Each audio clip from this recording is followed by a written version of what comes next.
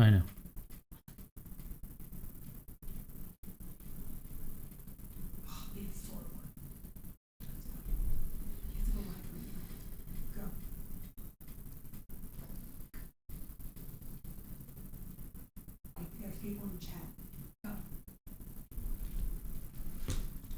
All right, go ahead.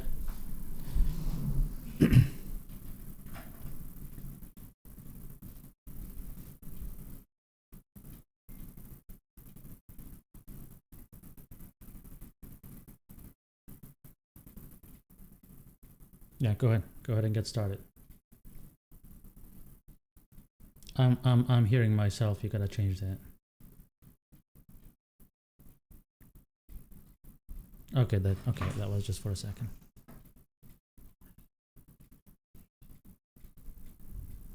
Hmm?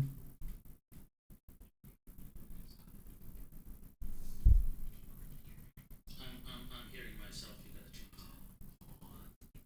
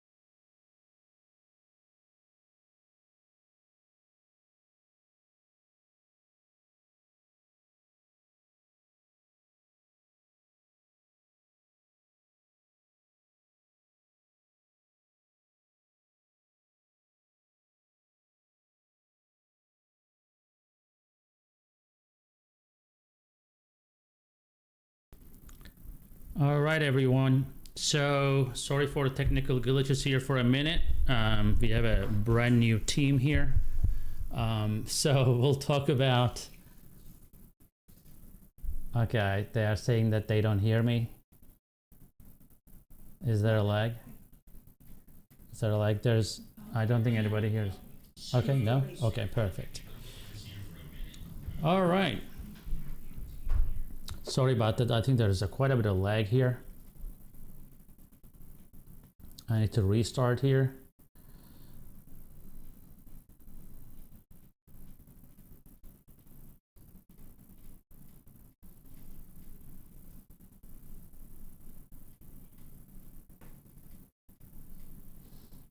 I also hear myself right now. Sorry, everybody. I'm talking to my producer who is very new and still learning.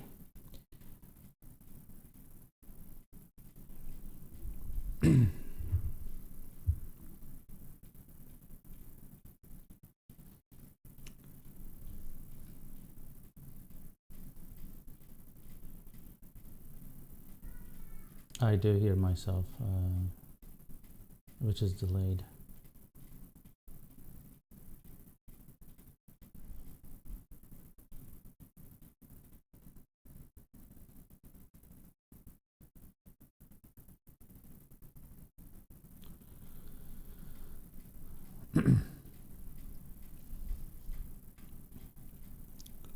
All right, let's get started finally. Welcome back, family. So today we are diving into one question. How do you add 5 extra years to your life? Obviously, we will not make it a monologue here. I'll take your questions, but today you will walk away with simple, basically science-backed blueprint for living longer and healthier. And I'll cover the blood sugar, heart health, gut balance, sleep, stress, and yes, we'll break down some of the wildest TikTok health claims, from the miracle green juices to extreme fasting hacks. I'll separate fact from the fiction.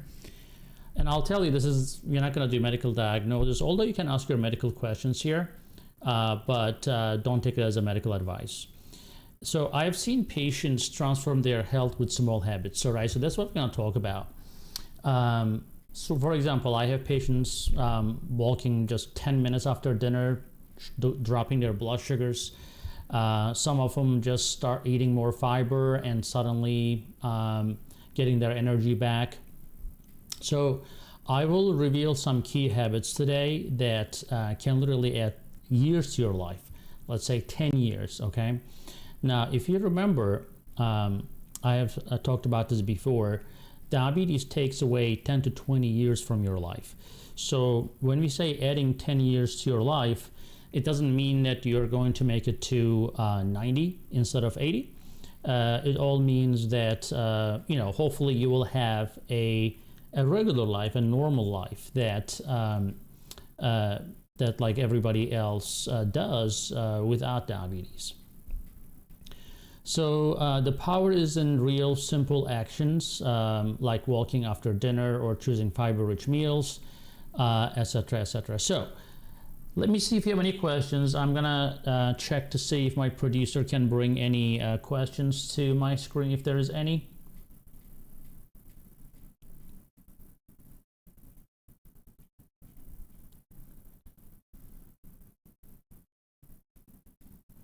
Okay, so there's no questions so far. Go ahead and ask questions. It could be personal, it could be general questions. We'll make it interactive by taking your questions, and that's what we aim today. If there are no questions, I'll just quit and go home. It's Sunday afternoon anyway, right, guys? So come on, ask questions. And so what I'm gonna do, I'm gonna jump to some videos. We're gonna react to some of the videos that we found interesting.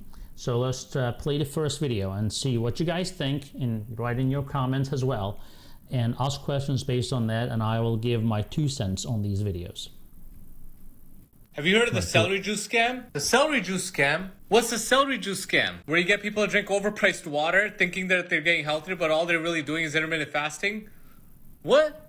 Celery is roughly 95% water. So of course, if you cut out the bagels, the muffins, the breads, the bananas, the high sugary fruits in the morning, the cereal, and you start drinking water, your insulin levels are low, you're not spiking your blood sugar, you're not spiking your insulin, of course you're going to feel fantastic. But spending $7-8 for a freaking stock of just water, this guy there's has way good better points. ways to get intermittent fast. If So you get people on social media to start promoting celery juice, then the influencer.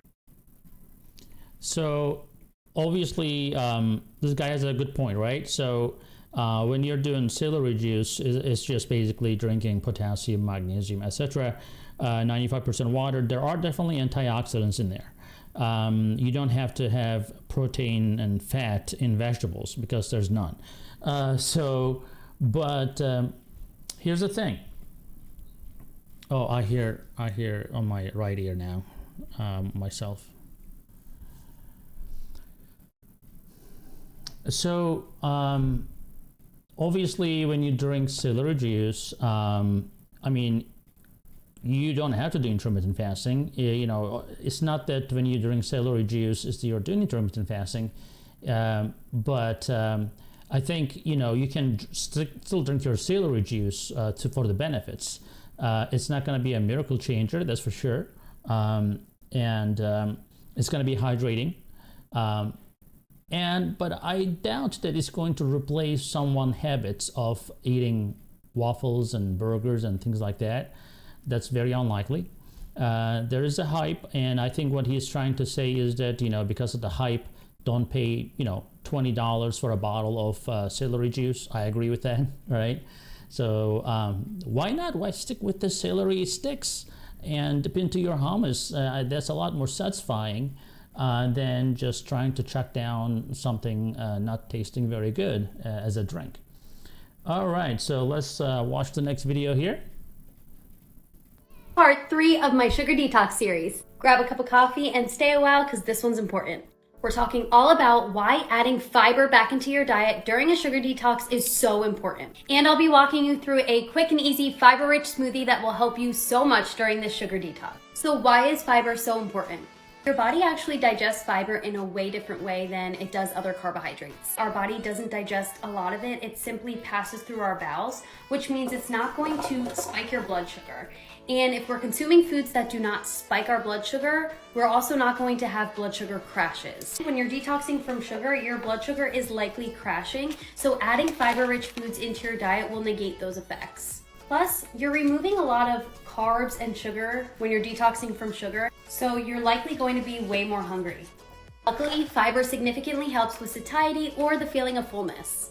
You want to be shooting for a minimum of 25, upwards of 50 grams of fiber per day, especially when you're doing the detox. These are the sources of fiber that you want to include in your diet, especially during the detox. It'll keep you full, promote digestive health, and most importantly, so she has some good points, right? Fiber is super important. So I'll take your questions right after this comment on this video. I'm glad there are a lot of health influencers talking about healthy stuff. However, I think they are forgetting some caveats, and that's a problem with the short videos, that you cannot really pass all the information, even if they knew it was there. Now, obviously, increasing fiber is important. However, you have to do it slowly. If you're not a fiber person and suddenly start drinking these high fiber juices or blends and whatnot, you may have significant gastrointestinal distress, gas, bloating, etc. So other than that, when you are juicing, you're actually killing the insoluble fiber. And that is what actually slows down the digestion. That's what actually slows down the spikes in your blood sugar. So, I mean, anything juiced really is going to spike your blood sugar way more than if it was structurally intact. Think about orange versus orange juice or apple versus apple juice. Anytime you juice something, it's going to spike your blood sugar more. Now, if you're juicing vegetables, yes, vegetables have less sugar to spike your blood sugar compared to fruit juices. However, again, you juice something, you are going to increase the speed of that food leaving your stomach and going to your bloodstream. So I think we need to, it's okay to blend sometimes, to get things in. Like, for example, I myself do a whey protein with some berries in the morning, some peanut butter, etc., to keep myself full, to get myself the protein in the morning if I'm rushing out or something. But just trying to get all your fiber in a juice, I don't think is a good idea. So what you need to do is really do 4 to 8 ounces of servings of vegetables total. And then 4 ounces of serving is like half a plate. So if you're having half a plate, twice a day filled with veggies or salad, that's gonna do it. That's basically as simple as it can get. It doesn't have to be too complicated, and you don't have to blend a bunch of different stuff to get your fiber in. All right, so let's take questions now. I am glad there are questions now. All right, so somebody says, can you explain what glucagon is and the role in reversing insulin resistance? Well, I don't know how, I was gonna say it's a good question. It's an interesting question. There is really no role of glucagon in reversing insulin resistance. Glucagon is actually an anti-insulin hormone, however, not in a sense to lower the insulin, okay? So what glucagon does, it raises the glucose that comes from your liver. So glucagon is actually a medicine. We use it for diabetics on insulin.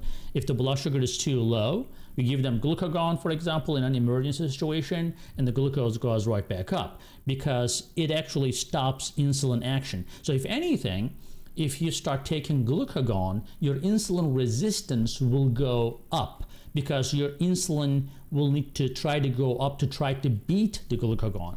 So definitely, wherever you got your information, it is 100% wrong that the glucagon will not help your insulin resistance. All right, let's take the next question here. But I'm glad you're asking these questions because you're hearing all sorts of stuff on the internet, and if you're not getting your information from a reliable source, then you have no idea where they got their information from, right? Okay, so here's a question. Losing weight and eating low carb did wonders for me. No longer a diabetic, and my A1C was 5.3. I think that's a comment of the question, but Obviously, that's a no-brainer. Low carb, losing weight. A lot of people talk about diet and nobody wants to talk about exercise. But let me tell you this, a lot of people who will go and start eating low carb and then they're going to declare a victory within a couple of months, but that's typically short-lived. Most people end up, holidays come in, mother-in-law come in, the guests are coming in, companies coming in, and you're forced to eat what they eat. And it's typically not sustainable. And the next thing you know, their A1C is back up to 10% again. I see this all the time in my clinic. People come in and they say, oh, look what I did, doc. I'm so proud of myself. I brought my A1C from 9 to 6 or 5. And then they're like, oh, I'll see you in 6 months because I'm doing so great. I'm like, okay. And they come back in 6 months, A1C is back up 10%. I'm like, what happened? They're like, you know what happened. So don't be that guy. So obviously, we need to incorporate everything to make the sugar, normal sugars to last, which is going to be very important to exercise, right? So you have to find a way to exercise to keep these blood sugars under control. That's the easiest way to reverse diabetes. And then once you're consistent with that exercise, even if you are sometimes eating some carbs, it's not going to affect you as much versus you're eliminating carbs entirely from your life. You're going carnivore and whatnot, carnivore, etc. And the next thing you know, you touch the carb like a little bit. You even look at the carb and your blood sugar spikes. So I don't think that's a good way to do it. That's not a good way to live. But I would say get your exercise in. Stress, right? Stress management, sleep. A lot of people ignore their sleep. So if you're not sleeping well, your cortisol will be going up, and that's going to drive your blood sugars up even if you're eating good. So all of that has to be approached holistically. So here's another question here. Holly is asking, what should my diabetes numbers to be? I think she's referring to glucose, blood sugar, finger stick, maybe A1C. Well, Holly, that depends on really the age and the duration of diabetes. So if you are someone who's like 85 years old and just got diabetes a few years ago, we don't really expect your diabetes to hurt you that much because it takes like decades for diabetes to cause significant harm. So we are not really too concerned about your numbers if you're 85. However, if you're 40 years old, 45, 50, 55, whatever, and we expect you to have another 30 years of life, and we don't want you to lose that 10 years, right? Then we are trying to be as low as reasonably achievable, as close to normal as reasonably achievable. Now, that reasonably achievable is different for everyone. Why? Because everybody's physiology is different. Everybody's likes and lifestyle is different. Everybody's affordability of certain medications or supplements are different. So, but in reality, yes, if you really want to get your numbers down, dial down, you can get it down to 90 in the morning, and then do not exceed 150, 160 after meals if you're looking for general rules. Those are going to keep you safe. If you're looking for an upper ceiling, like what is my ceiling to prevent harm from diabetes, that will be around 180 milligram per deciliter.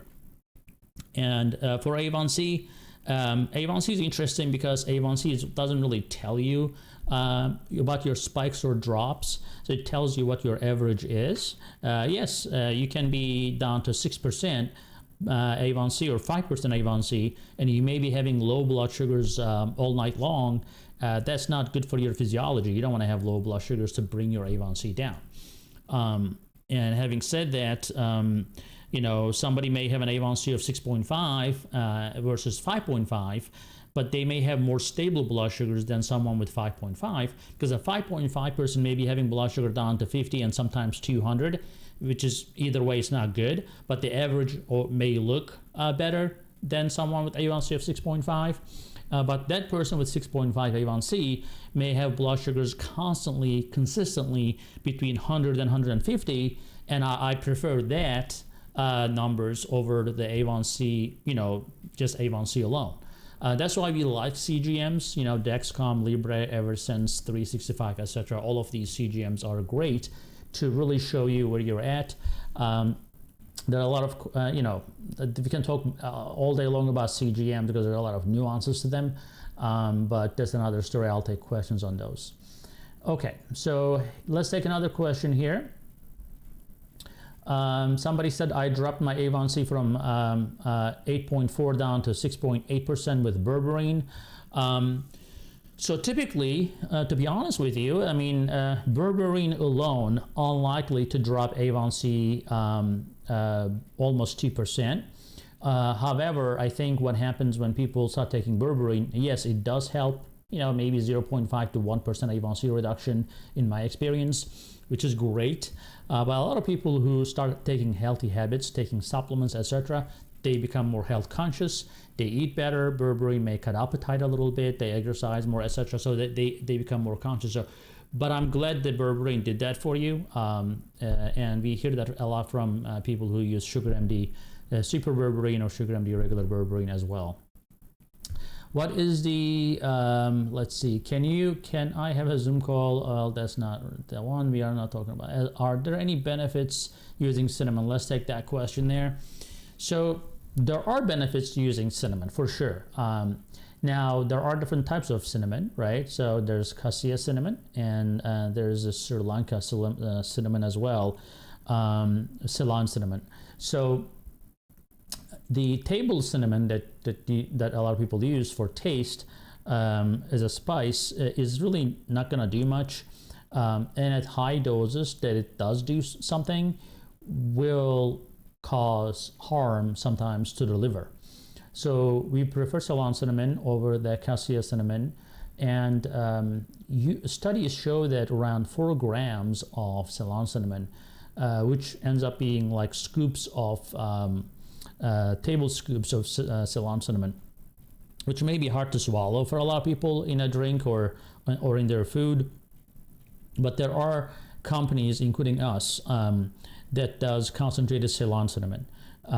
So like super berberine, for example, we has concentrated Ceylon cinnamon. So again, the effect is going to be around maybe 0.5% A1C reduction. We are not like expecting 2-3% A1C reduction. But when you combine different herbs and spices, etc., then the results become cumulative for sure. All right, so let's see. Let's see what else I can see here. So somebody said people with type 2 diabetes can expect not to live as long as the other people. So that is in a way true in general, however not true for every individual person. I have diabetics like who were diagnosed in their 50s and now they're in their 80s, and they did a good job controlling their diabetes or reversing their diabetes, and they made it to 80s and they're still there and they're still doing good. However, what we are talking about here are the people who are ignoring their diabetes, especially in the first 10 years, and that's causing some serious damage. That first 10 years is very valuable because your body remembers that. And a lot of people come back and they start getting neuropathy, they start getting kidney disease, and they say, okay, I'm gonna do something about this. But at that point, you're pretty late in the game. It's never too late, but you missed that golden age, golden time, the first 10 years of diabetes where you could have reversed the diabetes. Then that wouldn't have affected your lifespan. All right, so there's another question here. Let's go down a little bit more, see what else we have. Somebody said my blood sugar just went up after HIIT. So HIIT is high intensity interval workout, which is something that I do myself. Yes, definitely your blood sugar will go up after high intensity workout, because that happens because your body makes stress hormones, and exercise is stress, right? So when you're lifting, for example, you're damaging your muscles. So, and then your body comes back and says, okay, I'm gonna repair this, I'm gonna make it bigger, better, because it is needed. And anytime you exercise, you're putting significant stress to your body, which is good. Short-term stress is good. Similar thing to like cold exposure. It's good because it's a short-term stress. But what really damages you is the long-term stress. So for example, if you're doing HIIT, high intensity interval training, twice a day, every day for an hour, then your body is not going to have time to recover from that, and that's not going to be good. Now, during the stress, during that exercise, high intensity, your body makes stress hormones, which are cortisol, adrenaline, right? Even glucagon, cortisol. All of those will go against the insulin. So as a diabetic, you're not making insulin at maximum capacity. It's not like you can go from 0 to 10 in 10 minutes and control those numbers. So that's why in normal individuals, we don't really see that much because insulin can compensate. But in someone who, obviously is diabetic, high intensity workout will increase the blood sugar, which is not a big problem. It's okay. It goes up a little bit, it comes back down. That effects that follows it, which is 24 hours of better blood sugar, will definitely negate that short-lived spike in your blood sugar. So don't be discouraged if your blood sugar is spiking during exercise. And then, let's see here.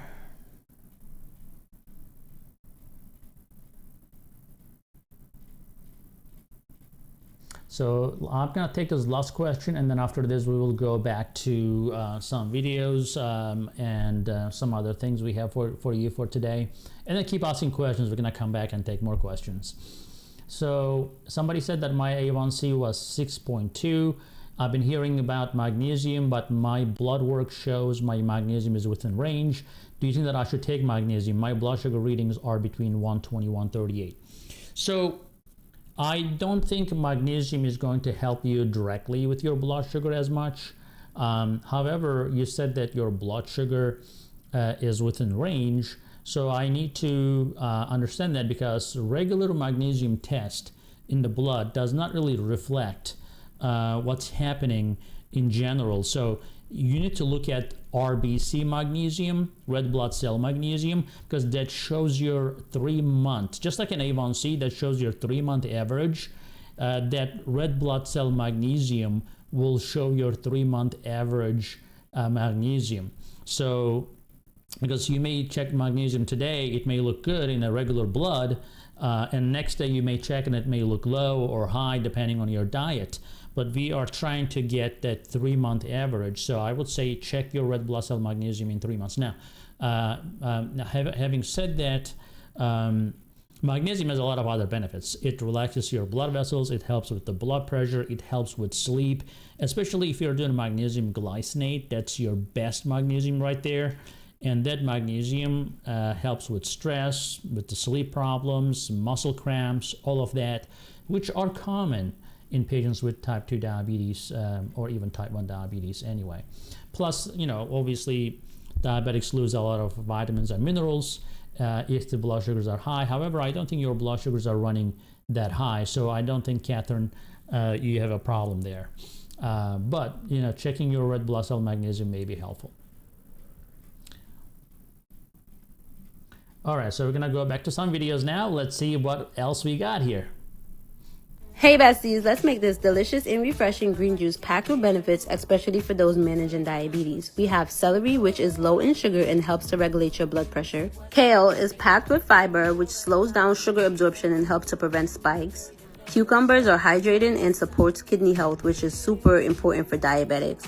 Green apples add natural sweetness without spiking blood sugar.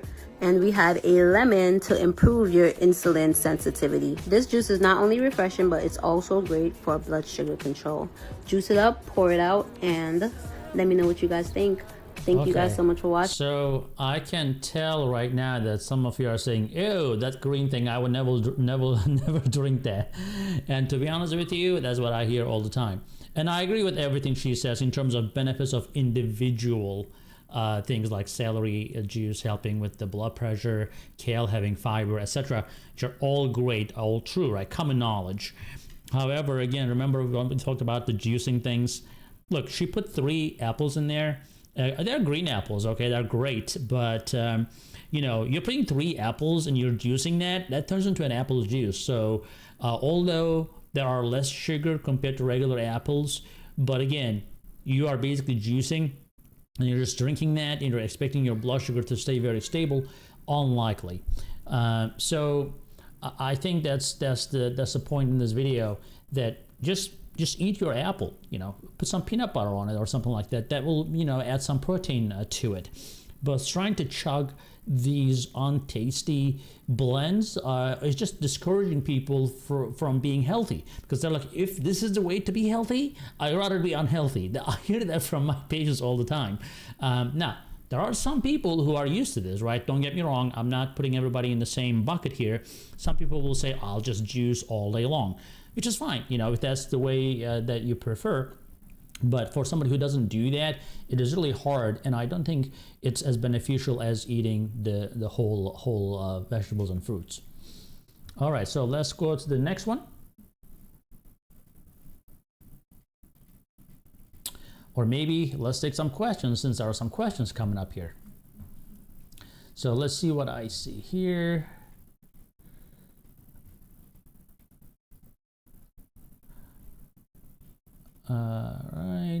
What's the best for brain fog? I have it for years.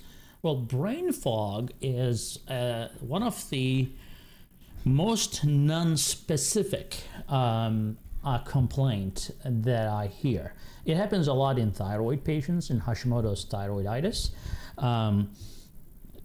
And in that, we believe that it's because of the antibodies that body produces can affect the brain. A lot of time, also, I find in my clinic, people with brain fog, there are common I would say, denominators. One of them is not sleeping well or not sleeping enough, or having sleep apnea.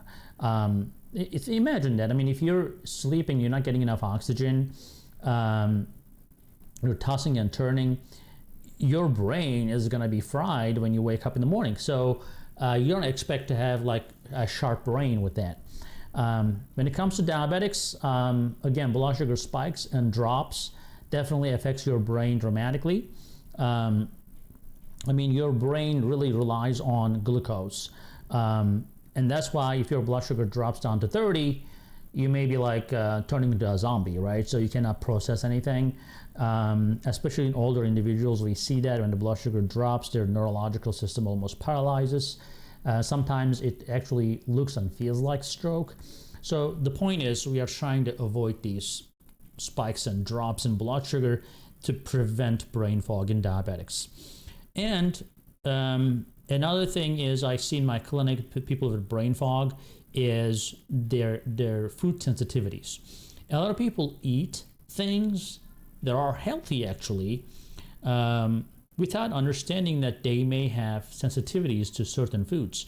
It's not the allergy, it's not the same thing. So they're not really developing that rash or swollen throat or tongue or anything like that.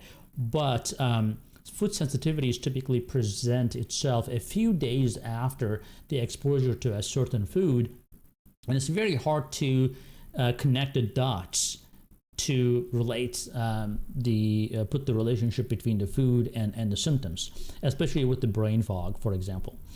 Now, there are tests out there that will test your food sensitivity, which I do that in my clinic for my patients. But the question really is, like, why do you have food sensitivities to begin with? And that boils down to your gut health, which is a whole different story that I don't want to get into, because if I do, then we'll be stuck in there forever. But gut health is super important. People who do not have healthy guts tend to have food sensitivities, which can cause brain fog as well. But I'll leave it at that, because there's other reasons for brain fog, but I just wanted to give you the root causes of the brain fog, so that maybe if you concentrate on these things, if you have one of those, it may help with the brain fog. All right. So somebody said, can you recommend some snacks, please? Okay, well, it depends on what you like. But on my YouTube channel, I have maybe hundreds of videos that talks about food and snacks, etc. So I would say I would refer you to that, because there's countless of snacks. But if you want quick, like, I'll give you tips what I like. Like, for example, celery sticks, some carrots with hummus is my go-to.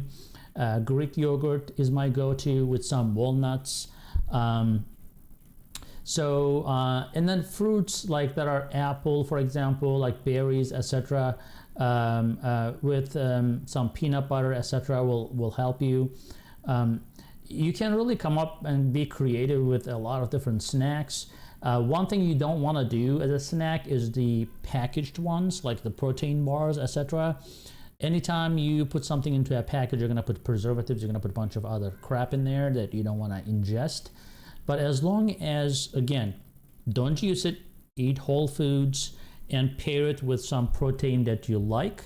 It could be hummus, it could be peanut butter, it could be some other butter, because there's so many other nut butters, by the way. You don't have to be, if you're not a peanut person, you can go with other nut butters. Now, nut butters, you have to be careful because the nuts, as opposed to nut butters, tend to go bad pretty quick. So keep it in the fridge.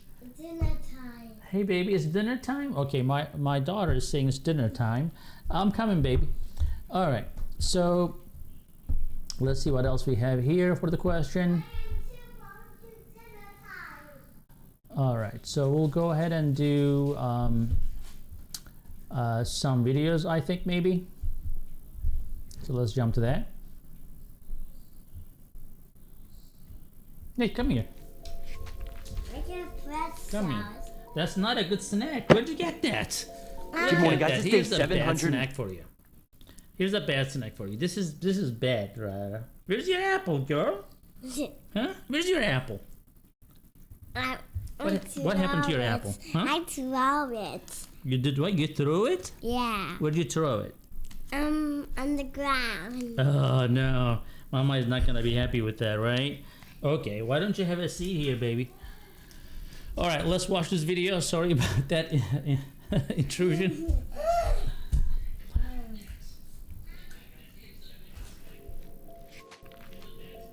Wow. Good morning, guys. It's day 756 of taking an ice bath every single day.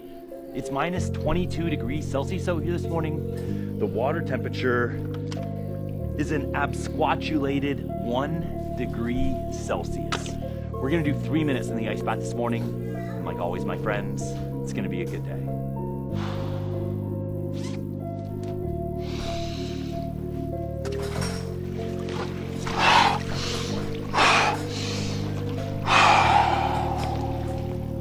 You don't quit because it's uncomfortable.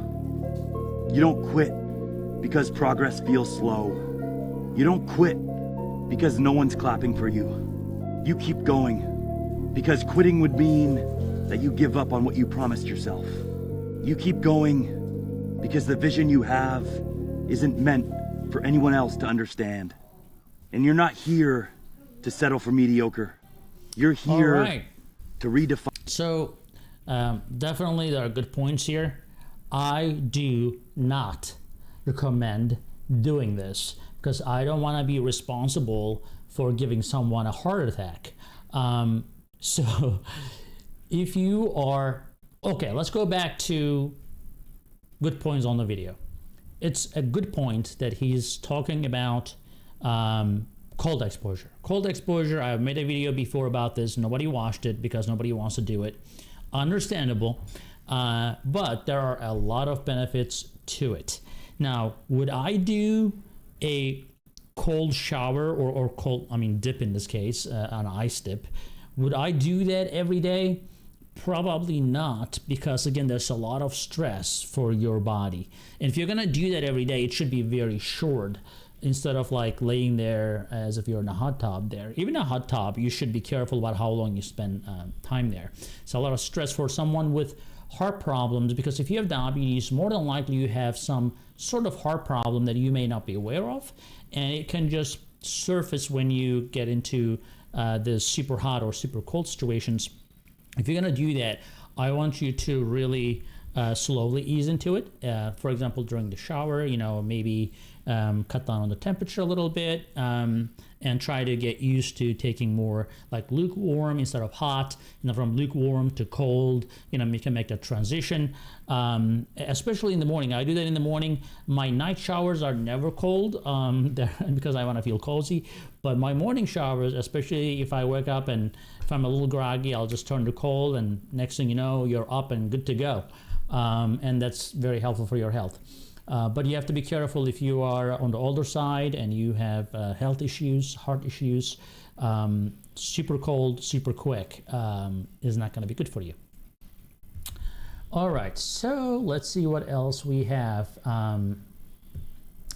Someone earlier I have seen asked about being type 1 diabetic, and doctor is putting on her on statin. Lori says that. I mean, statins is a very controversial drug, right? It's a necessary evil. We use it for certain patients.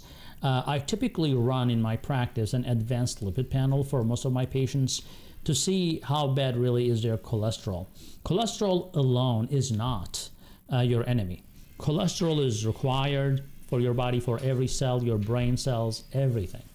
Having said that, it's not the cholesterol's fault that you have cracks on your arteries. So it's not like water's fault if you have foundational problems in your house and the water leaks in and causes damage and mold, etc. That's not water's fault. You don't want to tell people, oh, well, move to a place that doesn't rain. You don't say that to people. You fix the problem, you fix the leak. When you have diabetes, your arterial wall, because of insulin resistance and high blood sugar, you have cracks on those arterial walls. And if you have tiny, small cholesterol particles, we call them LDL particles, they can sneak under and they can create that inflammatory reaction that causes plaque formation and eventually leads to heart attack. So that is what we are trying to avoid. So, and I've seen a lot of type 1 diabetics who are insulin resistant. So it's not like you're type 1 diabetic, you're safe from all the heart problems. So if you have a high risk cholesterol profile, meaning small LDL particles and too many LDL particles, and if your overall lifestyle is not great, you have high blood pressure, you have some other issues, you have insulin resistance, obviously we first want to fix the lifestyle issues instead of just throwing statin on somebody. That's why our health system sucks, because doctors want to just put people on medicine without having any lifestyle advice. And that's not doctor's fault either, because nobody's really paying the doctor to spend extra 10 minutes to talk about diet and lifestyle changes. Insurance companies want to pay for a heart surgery that's going to cost $200,000, but they're going to refuse to pay the doctor for extra $20 for talking about the patient's health. And at the end of the day, doctors are running their own business, so it's not a good way to run medical a health system in any country. It's punishing the good doctors who talk about lifestyle changes, unfortunately. And then that's why nobody even wants to get into endocrinology like my space, where we just talk to patients and everybody wants to be a surgeon of some sort because that's where the money is. But that's where the money is, but that's not where you're really saving the lives. You're saving the lives while you're talking and changing people's lifestyle. All right, so let's see what else we have.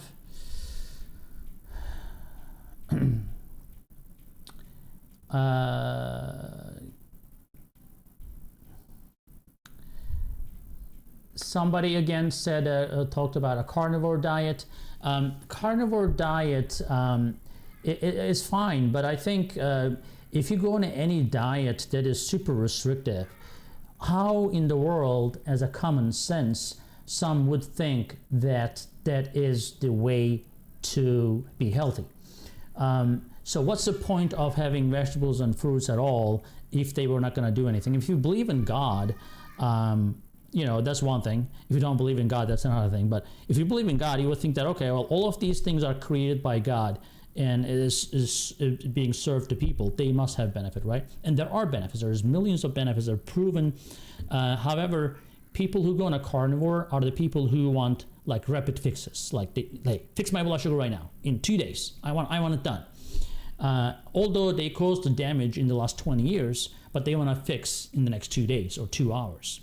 And they don't realize what they're missing when they're not really approaching this holistically. So any diet that is super restrictive is not going to be good. You're going to miss a lot of vitamins, nutrients, you're going to have cramps, you're going to lose potassium. Now you have to replace the potassium. There's so many complications that can arise from this. And there is irrefutable research that says, especially red meat consumption, especially if it is not grass-fed, will lead to increased risk of colon cancers and other cancers because it changes your gut flora. And there are literally like basic scientific research about how it really changes your gut flora and what type of carcinogenic products are created, etc., etc. I know carnivore channels out there will claim that they're all bogus research, etc. They're just going to tilt the research to their way. But again, if somebody is coming and trying to create a cult of any diet and then trying to alienate and tell other people, oh, these people, they're disgusting, they're eating, normal food, we are the only one who deserve to be praised, carnivore people. I think that's just crazy. I think that's just a cult. But in reality, I believe in moderation, and every individual is different. If you are very insulin deficient, in this case, you have to really cut back on your carbs. But I rather fix the root causes rather than just trying to immediately change the diet superficially for a few weeks, and then you didn't really address the root cause. Your body is able to handle sugar from natural fruits and vegetables. That's why you have millions of beta cells, millions. So why would you have millions of beta cells that produce insulin if you didn't need insulin to begin with, right? So these people, I don't know, since they didn't go to medical school, or they went to medical school but they didn't really do well in the school, they don't really understand these granular details. Too much of anything is not good for your body, like steroids, testosterone, right? Anything too much is not good. And that's why we are trying to beat the insulin resistance instead of eliminating insulin and trying to get the insulin to like zero. That's not what we are trying to do. And I think that's where the nuances come in. And that's why, some people will do well on carnivore. I'm not saying, carnivore diet is not for anybody. But if you try to make everybody on a carnivore diet, you're going to have major, major failures. All right, let's see what else we have here.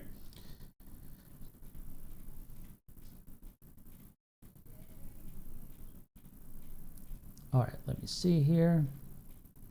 Do you think that if you eat your veggies first, then protein, then carbs, helps with the blood sugars? Well, yes, I did. Stormy is asking that question. Yes, so it does help.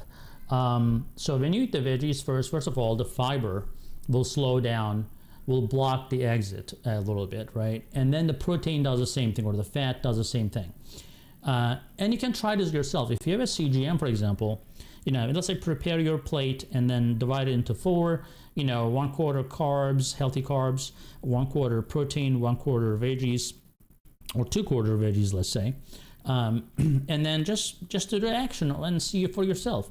In most cases, you will see that your blood sugar is not going to spike as fast. It will. I'm not saying it will not go up. It will go up regardless if you eat the carbs, but it's not going to be as sharp and it's not as pointy as if you compared to if you ate carbs first. Definitely not a great idea. All right, so let's go back and some videos here for you, so that it's not boring for you guys. If you take 2 grams of omega-3, so supplemental omega-3 per day for, was it like 3 months or so, then, or 3 or 4 months, then you can go from a 4% low omega-3 index to a 8% high omega-3 index. And people that have an 8% omega-3 index have a 5-year increased life expectancy compared to the people with low. Come on, if really? you think about Japan, they have a 5-year increased life expectancy compared to the U.S. on average. They live a lot of fish in their diet. Their omega-3 index is 10%. Ours is 5%. So their average omega-3 index is 10%. Our average here in the U.S. is 5%. Okay, so that's definitely a good point. I agree with her statement. In the U.S., the omega-3 index, there's actually a test for it. Insurance companies do not cover it. But there is a test that if you go to a functional medicine doctor or holistic doctor, they may be able to run that test for you. And when I do that test in my clinic, I see a lot of people are barely hitting 4%. I've not really seen anybody yet over 5%. And obviously, we are not checking these on super healthy people. We are checking on people who we suspect that they have omega-3 deficiency. And And omega-3, as you know, is a cholesterol. It's in every cell, and that's the most beneficial cholesterol for you. It helps reduce the inflammation dramatically. And it, people don't like to eat fish. Okay, well, then take some fish oil. It's not only in fish, by the way. It is in walnuts. It is in chia seeds, flax seeds. There's a lot of things that has omega-3 in there. So, but when it comes to fish oils, you have to be careful too. There are a lot of fish oils out there that are really fish oils, but they are missing in action when it comes to EPA and DHA, which are the fatty acids that we are really looking for as the omega-3. Because fish oil is not all omega-3. So that is where you need to make the distinction as a customer when you're buying those supplements. I don't think it will replace eating fish because anytime you're eating whole foods, your body recognizes that a lot better and absorption becomes a lot better. So I recommend eating fatty fish. In the US, we typically are looking for salmon as the most favorite and affordable option here. Mackerel is another option. Nobody likes sardines in the U.S. I yet to see someone who says, "Oh yeah, I love sardines." So, but fish is really gonna be your best bet there. And then try to add walnuts to your yogurt, etc. Somebody mentioned earlier, said, "Why not? Why didn't you talk about cheese?" I forgot. Okay, well, cheese is good. Cheese is a good snack, especially if you're pairing it with some nuts, especially like walnuts, almonds. They're really good. So you can get your healthy fats. Just you have to be more conscious what you're putting into your body. And when you're putting a fat, what kind of fat is this? Is it an animal fat, plant-based fat? Is it olive oil, for example, or is it walnut, which is a nut fat? So all of that really adds up. You just have to remember and remind yourself that this has to be in your diet.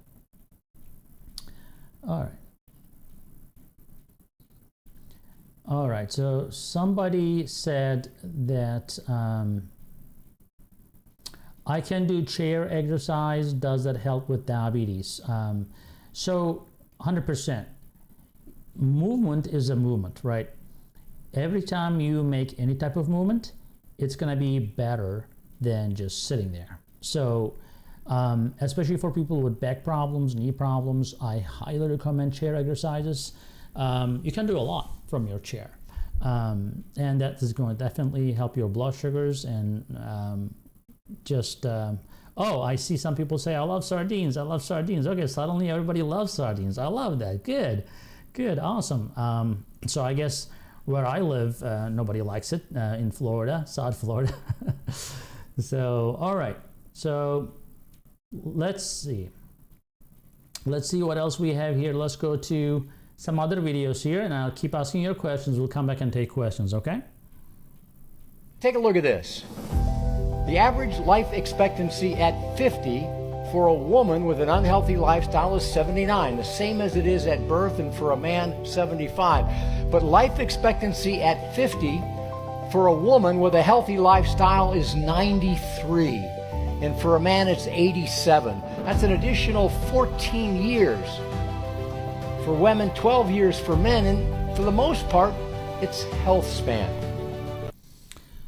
That's exactly right. 100% agree with that. And ironically, those people who are in their 70s and let's say they're going to die in 75, they're unhealthy and they're miserable, right? They're in pain. They're at the doctors all the time. I have patients really seeing doctors in every day of the week. And just because they refuse to eat healthy, exercise, they rather take their medicine and just go get their arteries opened up and just from doctor to doctor. That's not a way to live. If you're going to have a long life, you might as well enjoy it, right? And in reality, when you are overall healthy, you're going to have much less problems. I'm not saying that you are not going to have problems, but it's going to be much less, and you're going to enjoy your life so much better. And yes, that is true. You can definitely make it to your 80s and 90s in a healthy way. Even if you're 50 right now, you should be able to get your life expectancy increased with a healthy lifestyle. All right, let's take a question here.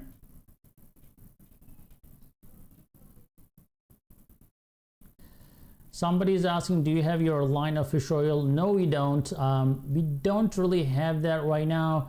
But when I recommend patients to get their fish oil, I use a brand called Pure, and their fish oil is fairly good. Or Metagenics makes some as well. So those are the brands that you may have much better luck with. All right, so let's see what else we have here.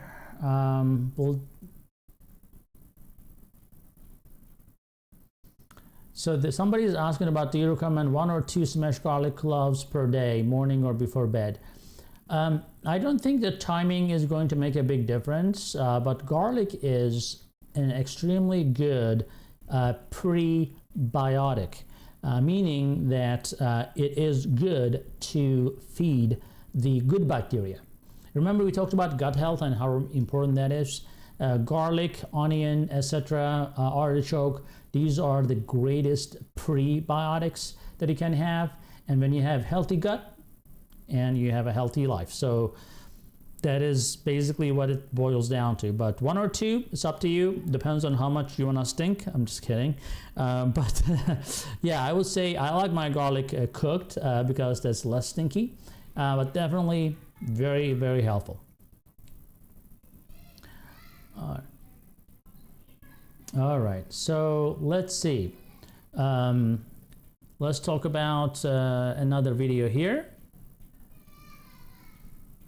Lifting weights is something every person on this planet should be doing. There was a woman named Belinda Beck. She did a study called the Lift More study. It's a group of 65 and plus year old women who had very brittle bones, who didn't exercise. These women were randomized into 2 groups, one that engaged in really, really heavy strength training. They're doing squats, they're doing deadlifts, pull-ups, bench press, all sorts of things. By the end of this study, they defied something that we thought was possible, which is we never thought it was possible to increase bone density. We thought the best you could do was maintain bone density or maybe slightly prevent the rate of decline. But amazingly, in these women, based on the CT scans of their bones, they actually increased bone density. I find this to be one of the most uplifting and important. I know about that study, which is good. I think he has good points, right? Lifting weights is good for you. However, the way they did the study doesn't make any sense. So why would you ask a 70-year-old woman go do deadlifts and push-ups and what? Excuse me, where did you get those patients? Who's going to do that, number one? Number two, if these people really had bone problems like osteoporosis, if they're not careful, they're going to break a bone. They're going to break their vertebra. That's happened all the time. So I think, studies needs to be more like reflecting real life. You cannot just choose like 20 super athletic women and just, put them to harder exercise and check their bone density. That's not the way to do it. You just have to get like regular people and give them maybe 5-10 pounds of weight, etc., that they can manage, and let them do it. And that actually there are studies that also shows it's even just simple walking or lifting something in your hand and walking, etc., will increase your bone density. You don't have to do deadlifts and doing crazy weights, etc. So by the way, they said the study checked the bone density with a CT scan. That's really not the best way to do it. I mean, DEXA scan is what we typically use. And he also said that it is impossible we thought it was impossible to increase the bone density. It is possible to increase bone density without exercise. There are medications for that are called anabolic bone agents, like Evenity and Forteo. These medications have been shown to increase bone density. Not that I am pushing medications, but I'm just trying to fact check here to make sure that you're not misled.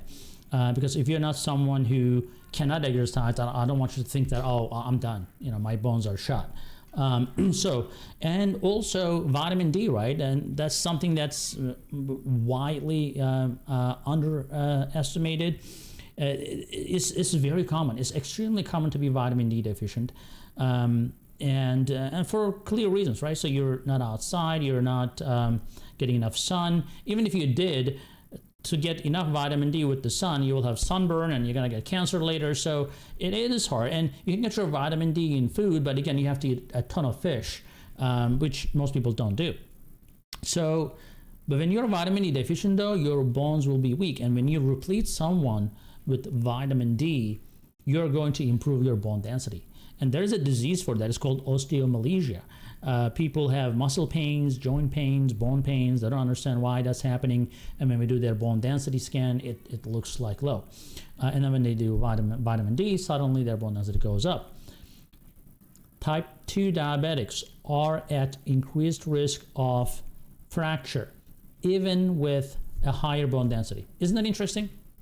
Bone density does not really tell you your bone strength. It tells you how much calcium is in your bone.